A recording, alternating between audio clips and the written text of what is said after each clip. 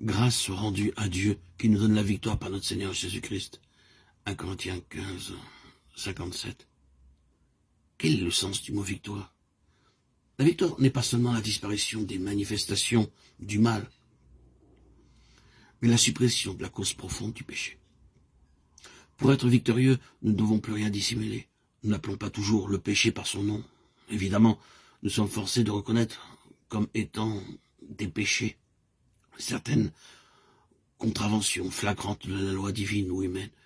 Mais comment appelez-vous les pensées mauvaises, les sentiments coupables qui se cachent dans la profondeur de votre âme? Sont-ce vraiment des péchés? Dieu affirme que oui. Mais si tu veux que la vérité soit au fond du cœur, fais donc pénétrer la sagesse au-dedans de moi. Purifie-moi avec l'hysope et je serai pur. Lave-moi et je serai plus blanc que la neige. Oh, Dieu crée en moi un cœur pur, renouvelle en moi un esprit bien disposé. Psaume 51, 8, 9, 12. Ayant donc de telles promesses, bien-aimés, frères et sœurs en Christ, auditeurs et auditrices, purifions-nous de toute souillure de la chair et de l'esprit en achevant notre sanctification dans la crainte de Dieu. 2 Corinthiens 7, 1.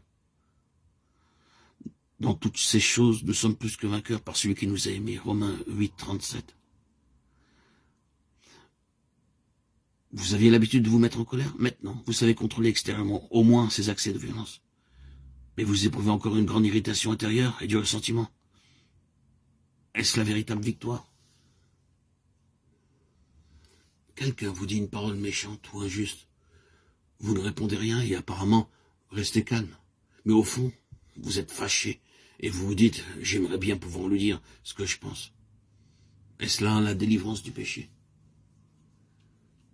Une jeune fille de 16 ans vint à une de nos réunions où nous parlions de la victoire complète sur le péché. Elle vivait avec une tante d'humeur difficile qui la grondait toujours. La jeune fille rentrait souvent très tard du lycée. Et lorsque sa tante la reprenait, un peu sévèrement peut-être, elle répondait impoliment. Elle quitta la réunion résolue de rentrer toujours à l'heure et de ne plus répliquer. Elle fit part de ses résolutions à sa tante, qui resta sceptique. Quelques jours après, la jeune fille rentra de nouveau en retard. Sa tante lui dit avec quelque ironie, « Et tes bonnes résolutions ?» La jeune fille ne répondit rien. C'était une belle victoire en vérité, car quelques jours plus tard, la jeune fille m'écrivit ceci. « Maintenant je sais ce que c'est la vraie victoire, car quand ma tante m'a grondé, non seulement je n'ai pas répliqué, mais je n'avais même plus envie de le faire. » Quelqu'un vous a fait un tort, vous ne dites rien, vous ne cherchez pas à vous venger, mais au fond, vous en voulez à cette personne, et s'il lui arrive malheur, vous n'en êtes pas trop fâché.